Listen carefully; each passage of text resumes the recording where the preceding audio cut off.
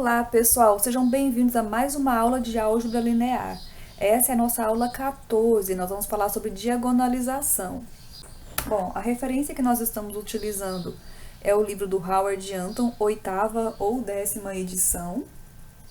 E nós vamos começar com uma pequena contextualização. Vejam só, aqui ao lado nós temos o gráfico de uma elipse. É a mesma elipse que nós utilizamos na contextualização da aula 13.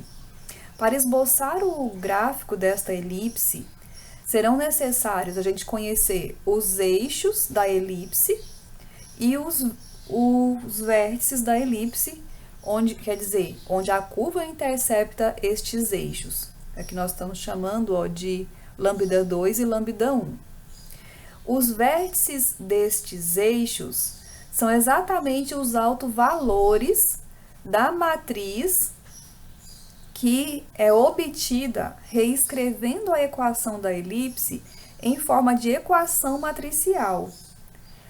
Os eixos da elipse são gerados por V1 e V2, onde V1 e V2 são os autovetores associados aos autovalores da matriz A. Agora notem uma coisa, os vetores, a matriz A é uma matriz simétrica.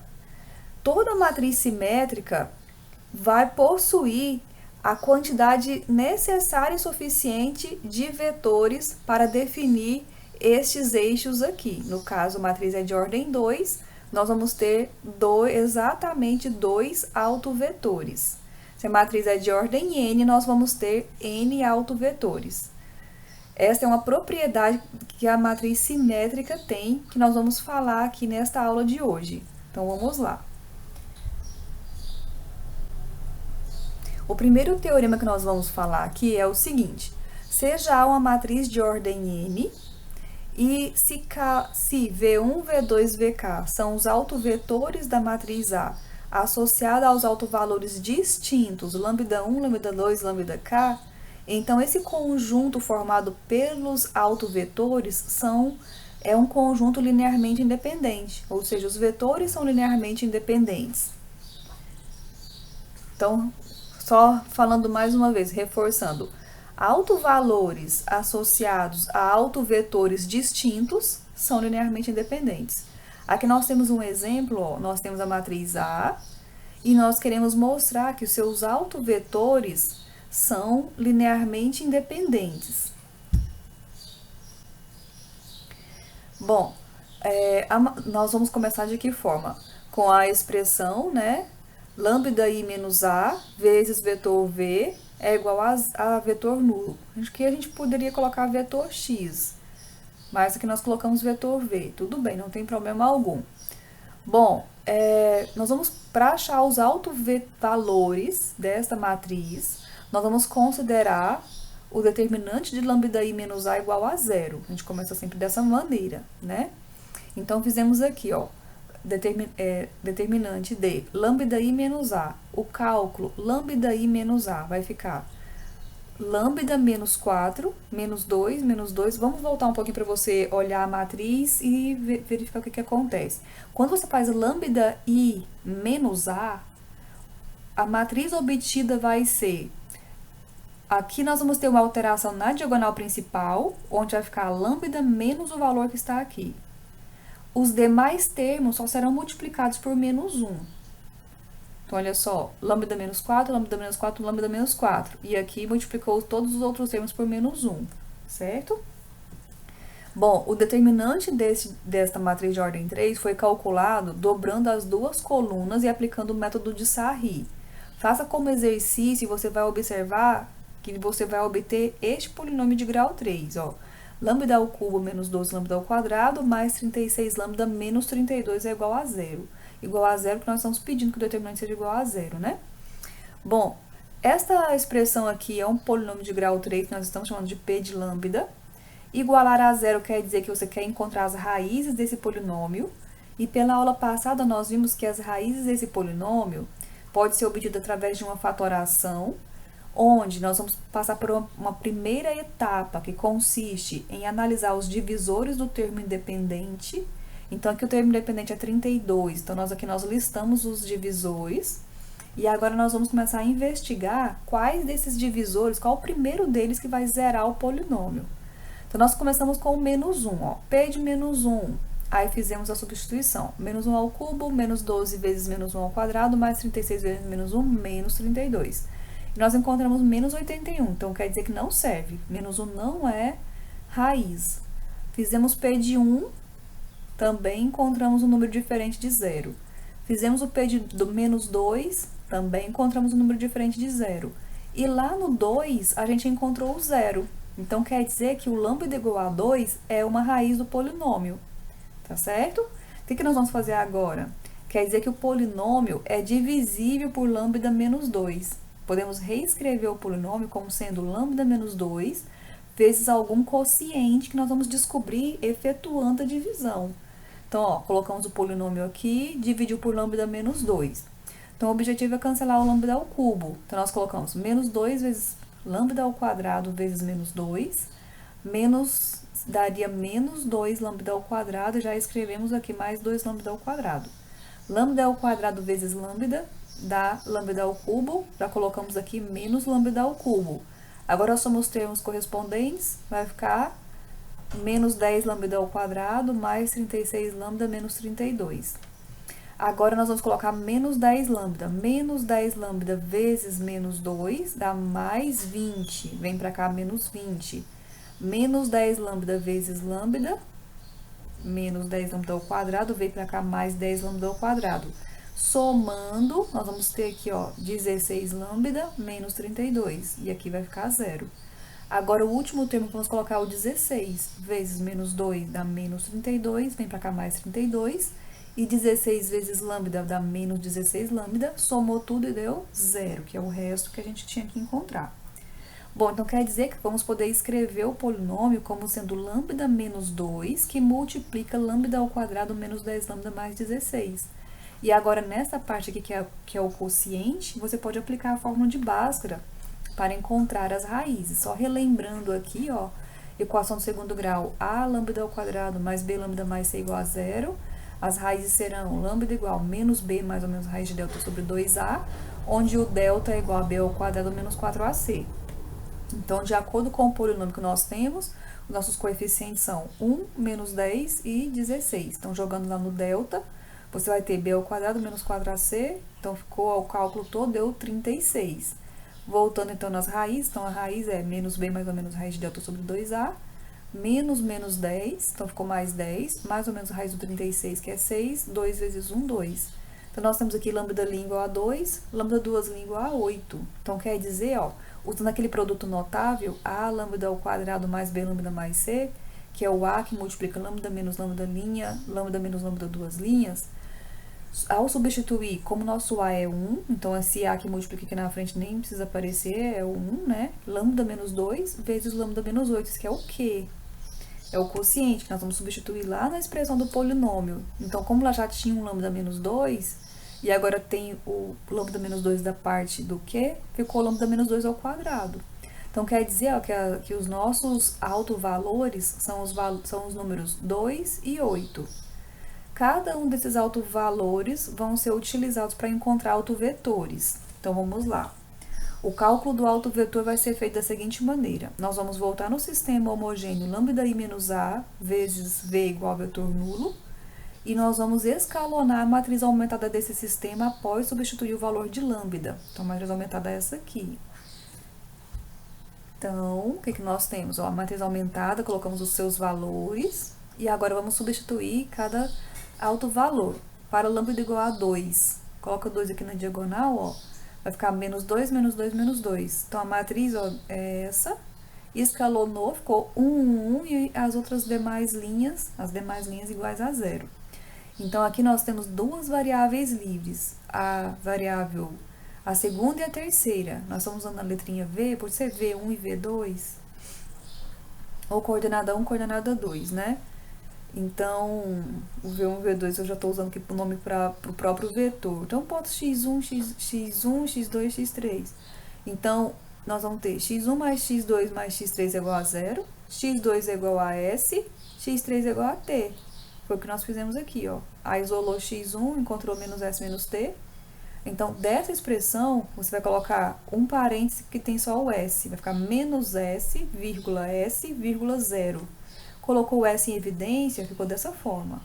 Agora, um que tenha só a letrinha t, vai ficar menos t, 0t. Colocou t em evidência e ficou isso aqui. Então, quer dizer que daqui nós temos dois vetores que geram essa solução, e é a base do autoespaço, que vão ser chamados de autovetores, tá certo? Agora, faça o mesmo para o lambda igual a 8. Vem aqui na diagonal, coloca o 8. Então, 8 menos 4 deu 4, ó. Aí, escalonou, ficou dessa forma. Então, nós temos agora uma variável livre só, a x3.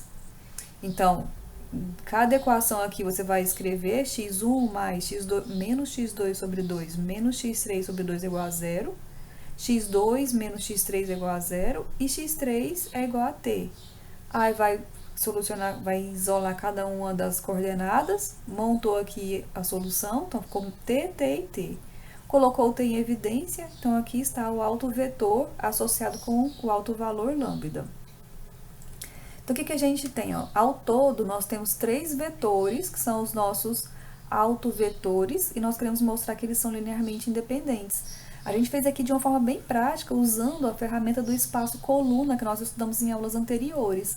O que a gente fez aqui? A gente construiu uma matriz, a gente chamou ela de M, onde as colunas de M são as coordenadas dos vetores. E a gente escalonou e verificamos que cada coluna tem um pivô. Então, quer dizer que todas as colunas iniciais aqui fazem parte da base, e se é base, eles precisam ser linearmente independentes. Então, a gente finalizou o que o exercício pediu com a ferramenta aí do espaço coluna, que é super útil. Bom, nosso próximo resultado é o seguinte: se A, considere A uma matriz quadrada de ordem n. Se A é simétrica, então A tem n autovetores. Então, como os autovetores associados a autovalores distintos são linearmente independentes, pelo teorema acima, se a matriz A for simétrica, o que a gente vai ter? Você sempre vai conseguir o número n de autovetores linearmente independentes. Isso vai poder gerar uma base. Olha só, se A é uma matriz quadrada de ordem n e é simétrica, então os autovetores associados a autovalores distintos, além de serem base, eles serão também ortogonais.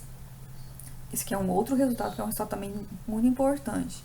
O que quer dizer serem ortogonais? Vão ter o mesmo comportamento dos vetores canônicos, o mesmo comportamento. Se for no R3, por exemplo, os autovetores que você encontrar com bases distintas, com autovalores distintos, vão ter o mesmo comportamento do plano cartesiano x, y, z. Então, olha só, considerando o produto interno euclidiano ou produto escalar, se V1 e V2 são autovalores de A associados ao autovalor lambda1 e ao lambda1, aqui nós estamos mostrando o seguinte, deixa eu explicar novamente. Considere um exemplo onde você tem um autovalor lambda1 que gerou 2 vetores e um autovalor lambda2 que gerou um vetor. Espelhado no exemplo anterior, nós tivemos uma situação dessa, né? O teorema anterior, esse teorema 3, diz que autovalores associados a autovalores distintos são ortogonais. Então, quer dizer que o V1 é ortogonal com V3 e o V2 é ortogonal com V3, porque eles são autovetores associados a autovalores distintos. Porém, o teorema nada diz sobre V1 e V2, certo? Eu não posso afirmar nada sobre V1 e V2, eles não precisam ser ortogonais. Eles podem até ser, mas não tem a obrigação de ser, entenderam? Então, quando você tem lá as bases dos autoespaços, os vetores de bases distintas são ortogonais. Agora, dentro da própria base, você não precisa. Então, com esse exemplo vai ficar mais claro, olha só. Aqui nós temos uma matriz A, e nós queremos verificar que os seus autovetores de A, verifique se os autovetores de A são ortogonais entre si. Aqui nós vamos investigar todos. Então, olha só, é o exemplo anterior que nós estamos trabalhando. Essa aula todinha vai ser com o mesmo exemplo. Então, nós temos aqui, ó, o autovalor lambda1 lambda igual a 2, gerou dois autovetores, o V1 e o V2. E o autovalor 8 gerou o vetor V3. Então, vamos lá fazer os produtos escalares, ó. V1 com V2, produto escalar de V1 com V2 não dá zero, mostrando que eles não são ortogonais. Agora, o V1 com V3 e o V2 com V3 dão todos iguais a zero, mostrando que realmente são vetores ortogonais. Conclusão, autovetores associados a autovalores distintos são ortogonais, certo? Agora, um próximo exemplo, ó. Aqui nós temos a mesma matriz dos exemplos anteriores. V1 e V2 são os autovetores associados ao lambda igual a 2, e V3 é o autovetor associado ao autovalor 8. Nós queremos agora definir uma matriz P tal que as colunas de P são as coordenadas dos vetores. E nós queremos calcular a expressão P-1AP. Então, vamos lá. Vamos fazer isso que ele está pedindo aqui. Então, olha só. Definimos a matriz P, colocando as coordenadas dos vetores nas colunas, tá certo? E agora nós vamos calcular o P-1 vezes A vezes P. Então, fizemos aqui. O P-1 nós calculamos que separadamente, colocou aqui a resposta final. É essa matriz aqui. E nós colocamos aqui essa matriz com o auxílio de um software. Você pode ir lá no calculadora de matriz e encontrar a inversa e coloca aqui. Usa a mesma calculadora de matriz do site e calcula esse produto. Então, você vai encontrar essa matriz aqui. Era isso que o exercício pedia, para a gente realizar esse cálculo. Ele tem um objetivo com isso. Ele quer mostrar para a gente que o resultado final é uma matriz diagonal, onde os valores da diagonal coincidem com os autovalores da matriz, é o 2 e o 8. Então, como o número 2 gerou dois vetores, o 2 aparece duas vezes. E aparece na ordem que você construiu as colunas aqui. Então, se a primeira coluna foi o vetor do 2, o 2 apareceu na primeira posição. A segunda coluna também é vetor do número 2, então ele apareceu de novo. E a última coluna é vetor do 8. Se você mudar a ordem dessas colunas, a ordem que esses números aparecem também vai ser alterada. Se você colocar primeiro o vetor do lambda igual a 8, é o 8 que vem aqui na frente. E se você mesclar, por exemplo, colocar o vetor do 2, depois o vetor do 8 e o vetor do 2, aqui vai ficar 2, 8, 2. Façam com o software para você fazer esses testes. Bom, seguindo com a nossa aula, vamos ver agora o teorema 4. Nós temos o seguinte, uma matriz quadrada e simétrica e VI autovetor de A associada ao autovalor lambda I. Então, a matriz P quadrada definida colocando as colunas como sendo as coordenadas dos vetores vai satisfazer a seguinte relação, ó.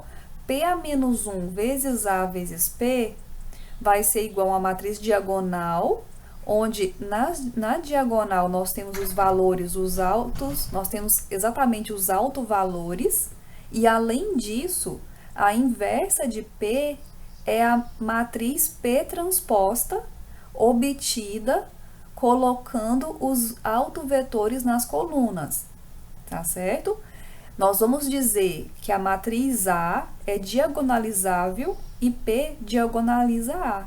Então, quando a matriz A tem essa propriedade de ser simétrica, nós sempre vamos conseguir construir essa matriz P que satisfaz essa relação.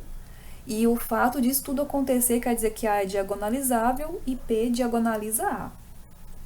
O resultado desse teorema foi observado lá no nosso exemplo 3. Nós vimos que a matriz P foi construída colocando os vetores nas colunas e que a inversa de P, que a gente falou lá que encontrou pelo software, com a calculadora de matriz, ele coincide com a transposta de P, ó, P é menos 1, ó, menos 1, menos 1, 1, tá aqui na coluna.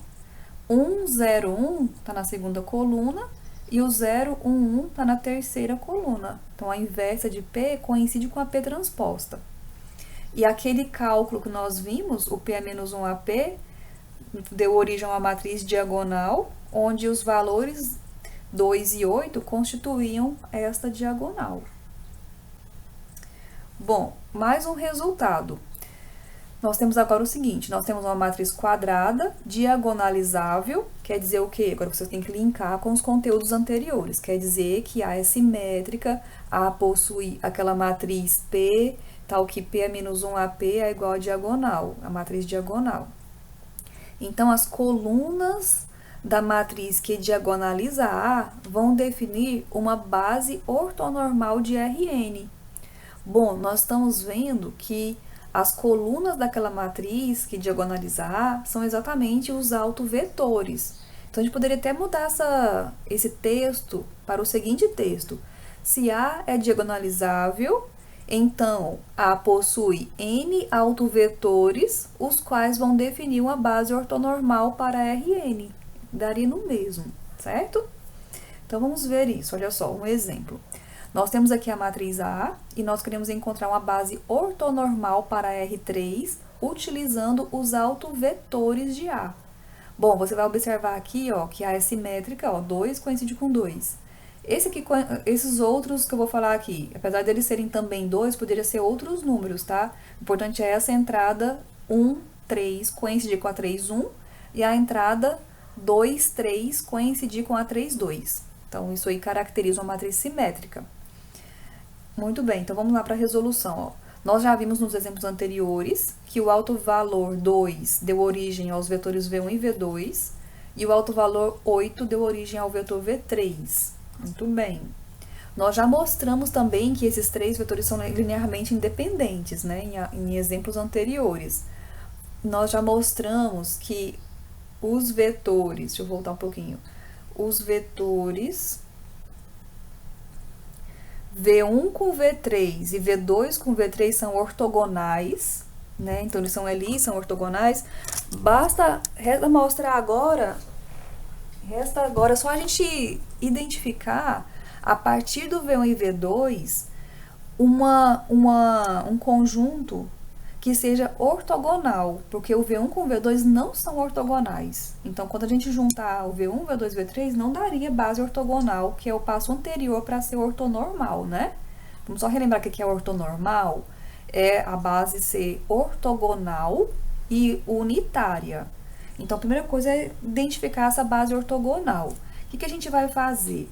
Nós vamos ter que reescrever uma base para substituir V1 e V2. Nós vamos fazer isso através do Gram-Schmidt, aquele processo que dá origem a vetores ortogonais.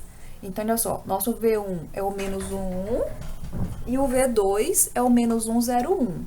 Então, nós vamos ter, ó, o processo de Gram-Schmidt é um processo construtivo, né? Então, nós vamos definir o 1 é igual a V1, coloquei o 1 porque é a base que nós vamos encontrar, nós vamos chamar ela de 1, U2. Então, vamos achar aqui uma base B1' de vetores, o 1 e o 2. O vetor 1, ele vai ser obtido considerando ele o próprio V1. A gente vai fixar. Foi isso aqui que a gente fez, ó, o primeiro passo. Certo? Então, fixamos o 1 igual a V1 e definimos aquele espaço gerado por 1, que vai ser o próprio W1. Então, nós estamos aqui. O espaço gerado por 1 é a reta que passa por aqui, certo? Agora, você vai acrescentar aqui o próximo vetor, que é o vetor V2, e vai projetar V2 em W1, que é o espaço gerado por 1. Então, ó, e o vetor que nós queremos é esse que está aqui na vertical, e ele é o V2 menos a projeção. Então, está aqui, ó, V2 menos a projeção. Como o vetor foi projetado em W1, que está aqui embaixo, que é essa reta, e W1 tem apenas um vetor, que é o 1, então, nós vamos ter aqui, ó, apenas uma parcela para esse cálculo. Se fosse um W2 que já tivesse dois vetores, teria mais uma parcela, né? Então, olha só, o vetor V2 que foi projetado, então ele aparece uma vez só no cálculo, depois só aparece o 1, 1, 1. Então, nós substituímos aqui as coordenadas, então, ó, V2 menos vetor V2 escalar com o 1 dividido por 1 escalar com 1 vezes o 1. Aqui o produto escalar vai ser menos 1 vezes menos 1 dá mais 1. E aqui vai ficar 0, 0. Aqui embaixo, menos 1 vezes menos 1 vai ficar mais 1. 1 vezes 1 vai dar 2. Então, ficou 1 sobre 2. Esse menos é por causa desse menos que está aqui fora, ó. Menos, então, 1 sobre 2, que multiplica menos 1, 1, 0. Agora, efetuamos a multiplicação aqui. Essa passagem daqui para cá é menos 1. Menos meio vezes menos 1 dá mais meio. Então, fica menos 1 mais meio, 0. Menos meio vezes 1 dá menos meio. Então, 0 menos meio, 1. Menos meio mais vezes 0, 0. Então, 1 menos 0. E o resultado final, o vetor final é esse. Então, nós já temos agora os novos vetores para substituir o 1 e o V1 e o V2, que vão ser o 1 e o 2. Então, vamos lá. Olha só, a nossa base B1' é o 1, o 2, a base B2 é o V3, e vamos juntar tudo e construir uma base B. Quando a gente junta tudo, tem 3 vetores, então é base de R3. Agora, o último passo é transformar os vetores em unitários, que é o processo de normalização. Então, nós vamos pegar cada vetor dessa base e vamos dividir pela sua respectiva norma. Então, veja só, aqui está a norma de 1, que é a raiz quadrada da soma das coordenadas do 1 ao quadrado. Então, ficou menos 1 ao quadrado, mais 1 ao quadrado, mais 0 ao quadrado, deu raiz de 2. Então, quer dizer que o vetor W1 que nós estamos definindo agora, ó, dividindo o 1 pela norma, vai ser menos 1 sobre raiz de 2, 1 sobre raiz de 2 e 0. Aí, faça a mesma coisa com os outros. Calcula a norma de W2, ó, norma desse vetor aqui. Menos meio ao quadrado, menos meio ao quadrado, 1 ao quadrado. Então, aqui vai ficar 1 sobre 4, 1 sobre 4, tirou o mínimo que é 4.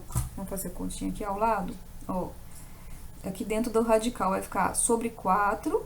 Então, a primeira divisão, 4 dividido por 4, 1 vezes 1, 1. 4 dividido por 4, 1 vezes 1. E 4 dividido por 1, 4 vezes 1, 4. Então, ficou 6 sobre 4. É a raiz disso que a gente quer, né? Como o denominador tem raiz exata, a gente retirou do radical. Só o denominador, deixou o 6 dentro da raiz. Então, agora nós vamos fazer 1 sobre a norma de U2 vezes o 2. 1 sobre essa norma é a inversa dessa fração aqui, ó. Esse cálculo aqui de 1 sobre norma vezes o 2, esse 1 sobre norma é 1 dividido por raiz de 6 sobre 2. Aqui tem uma divisão de frações, ó. Então, você já vem aqui e faça o cálculo de divisão de frações. Vai ficar 2 sobre raiz de 6. Então, 2 sobre raiz de 6 multiplica o vetor. Então, ó, quer dizer que a gente tem 2 sobre raiz de 6, que multiplica as coordenadas do vetor. Cada multiplicação aqui vai cancelar o denominador, na primeira e na segunda coordenada. Então, nós vamos ter, ó, deixa eu apagar um pouquinho de coisa. Então, nós temos, ó, 2 sobre raiz de 6 vezes menos 1 sobre 2, cortou 2 com 2, ficou menos 1 sobre raiz de 6. Aqui ficou menos 1 sobre raiz de 6, e a última parcela ficou 2 sobre raiz de 6. E por último, agora a norma de V3, que é o vetor de coordenadas 1, 1, deu raiz de 3. Então, nós vamos dividir essas coordenadas 1, 1 por raiz de 3. Ficou assim. Então, continuando. Então, olha só. A nossa base ortonormal é o W1, W2, W3, é formada por esses vetores, chamamos ela de base B'. Aqui estão os vetores, e o que nós vamos... Aqui já está pronto, mas para mostrar para vocês, não seria necessário, nós comprovamos aqui embaixo que realmente esse conjunto constitui uma base. Como? Através do espaço coluna. Basta colocar os vetores nas colunas, escalonar, e mostrar ó, que tem um pivô em cada coluna. Então, quer dizer que os vetores que você utilizou nas colunas aqui inicial são todos os vetores da base. E quer dizer, então, que esses 3 vetores aqui é uma base ortonormal do R3. Bom, para finalizar, vocês vão agora fazer exercícios para fixar tudo que a gente estudou até aqui. Bom estudo para vocês e até a próxima aula.